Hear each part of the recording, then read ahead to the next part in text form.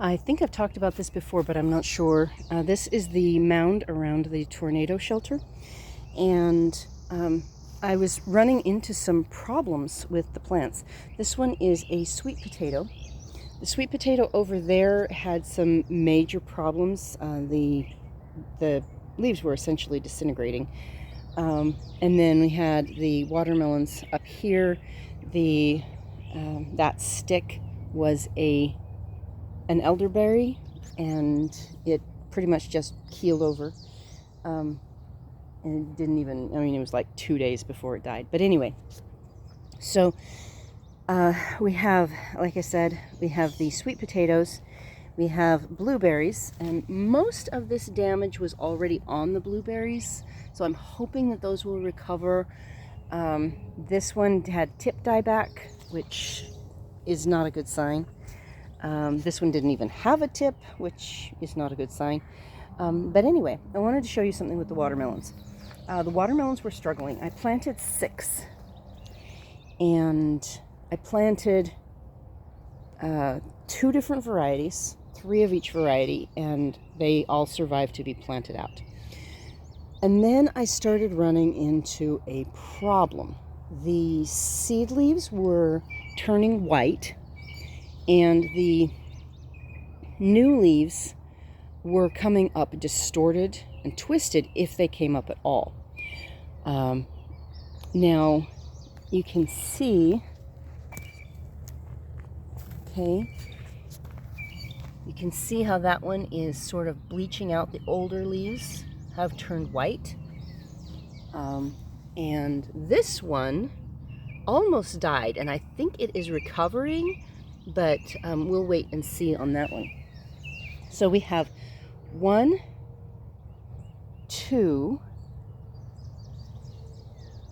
3, 4, 5, and 6.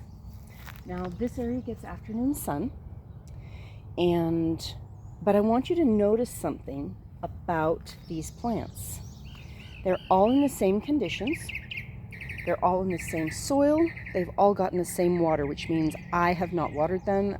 We got rain, so that's all the water that they've gotten. But we have one, we won't focus on this one because it's recovering.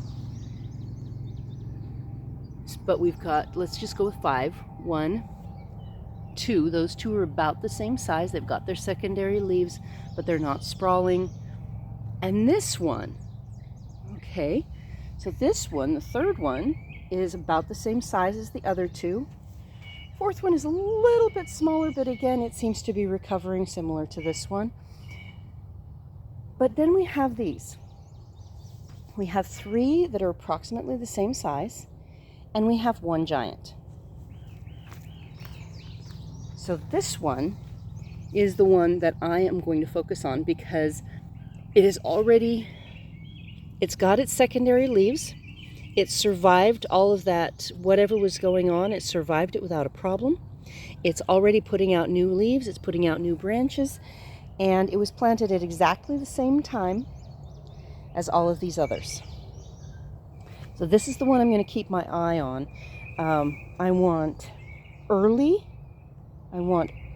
production of large watermelons, and I want the plants to be really, really strong and to be able to thrive here. So that is the one I'm going to keep my eye on. These others, 1, 2, 3, those are my secondaries. That one right there and that one over there, I'll keep an eye on them. I'm not sure whether I'll keep seeds from them or not. It depends on the other circumstances. And it also depends on why those things happened. Because if there's a nutrient deficiency in this soil that those particular watermelons are sensitive to, I don't want them.